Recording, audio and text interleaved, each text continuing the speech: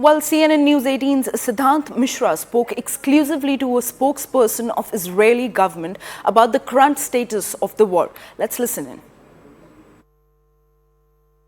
So my first question to you is regarding the speech of Foreign Minister Eli Cohen yesterday at United Nations Security Council's meet. Perhaps there was also a statement coming from Israeli ambassador to UN. In a way, Israel is condemning the position that United Nations have taken. Also, perhaps also there are differences which we can sense, or perhaps one can sense after going through the statements coming from Israeli diplomats. What is your government's position on United Nations and perhaps the role of United Nations as far as this war is concerned?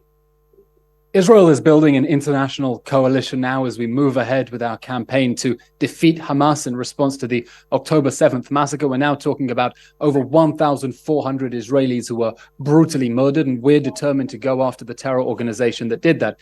Now, some of the comments we've seen from international officials are deeply regrettable. Hamas is a genocidal terror organization that has always been clear about its desire to murder Jews, to kill them, and it is appalling that anyone would seek to make excuses for a genocidal jihadi group that openly swears it wants to murder all the Jews. And let me just remind you what our officials presented to the United Nations yesterday. On the 7th of October, Hamas terrorists invaded Israel. They butchered people, they massacred them.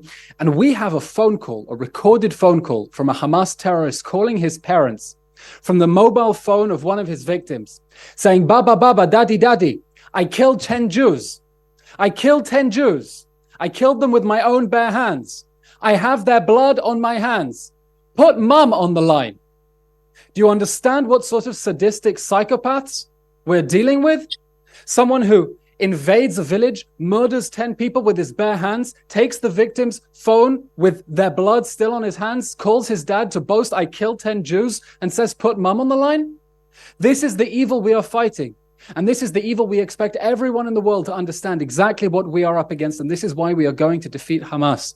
Because Hamas is a terror organization that we cannot live next to. It is a terror organization that we have to defeat and we have to destroy. And we have to destroy it for the sake of humanity. We have to defeat it for the sake of the whole world, because the same genocidal jihadi terrorists who murdered 1,400 Israelis, injured over 5,000, took more than 220 hostage on the morning of October 7th, are going to come for the rest of the world soon. And they're going to do it soon if we don't stop them. Okay, but where is the problem with United Nations? Because I remember Eli Cohen yesterday said that it is the darkest hour. And, very strong words, I don't remember exactly right now, but very strong words were used by Foreign Minister. And in fact, the Israeli ambassador to UN is also has been using strong words against United Nations. In fact, some reports also suggest that your government is planning to put a ban on the diplomats from the United Nations, or perhaps there is going to be no visa issued to them. If you can confirm that and tell me the exact issue with the United Nations. Is it regarding the position that they are taking, or perhaps that they are more focusing on securing the humanitarian corridor in Gaza and less condemnation on what Hamas has done? The United Nations is an organization that for years has exhibited a clear and explicit bias against the state of Israel, singling it out for condemnation more than any other country, treating it with appalling double standards, refusing to stand up for the security of Israelis, even as they were massacred by terrorists, even as Hamas butchered people, burned whole families alive, beheaded children, tortured and mutilated parents in front of their children. It cannot come out with a clear condemnation against the terror organization that did this. Look, let me explain. I'm sure that many of the people who are calling for a ceasefire have the best of intentions because they don't want to see any suffering. But there is not going to be a ceasefire because Israel is not going to go back to the conditions of 6 o'clock in the morning on October 7th. Any international diplomats who are calling for a ceasefire are saying that the terrorists who committed the October 7th massacre should get away with it. Anyone calling for a ceasefire is saying the terrorists who committed that massacre should be free to do it again.